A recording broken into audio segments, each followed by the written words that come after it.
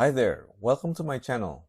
Do you think this kit is salvageable? I will let you decide. Italeri's V-22 Osprey is actually an ancient kit, but with some new decal options.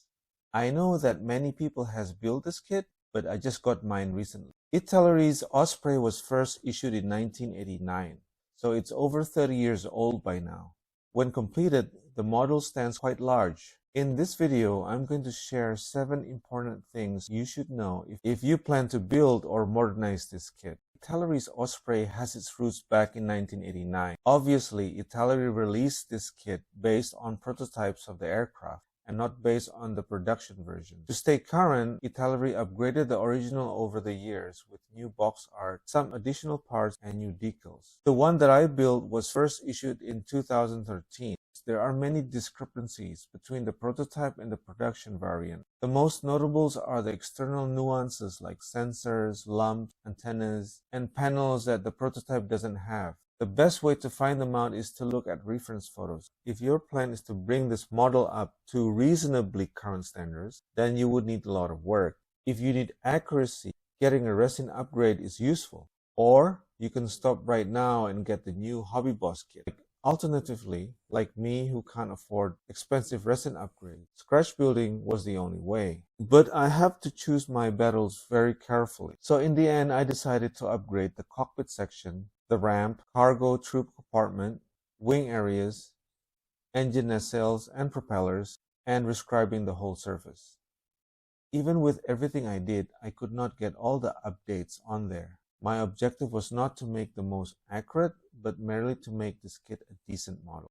The kit comes with a full cockpit and cargo troop compartment. The cockpit has instrument panels with multifunction displays, joystick. The seat have basic harness imprinted on them, but they are also missing a few things. Like the back wall is void of any details. I can see the empty walls very clearly.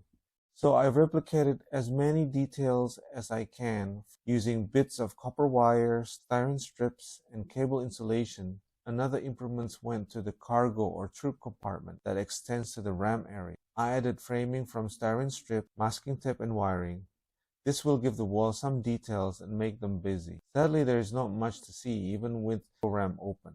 The kit came with several options. You can show the model in flight mode or landing position. The wheelbase, the rear cargo ramp can be open or closed. The engine can be posed vertical and horizontally, and you can post the in-flight refueling bloom extended or retracted. I wanted to add another point of interest, and that would be having droop flaperons on the wings.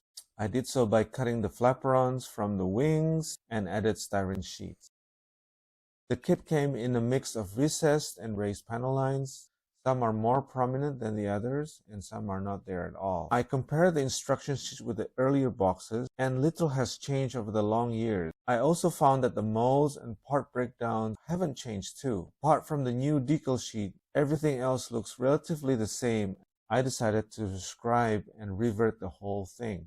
Mostly, I retracted the original panel line, but for some, I made new ones based on the reference photo. I did not get to create all the rivets, but it should be visually sufficient. Fitting was an issue too. I used a mix of CA glue and acrylic powder and styrene strips to fill the large gaps or seams.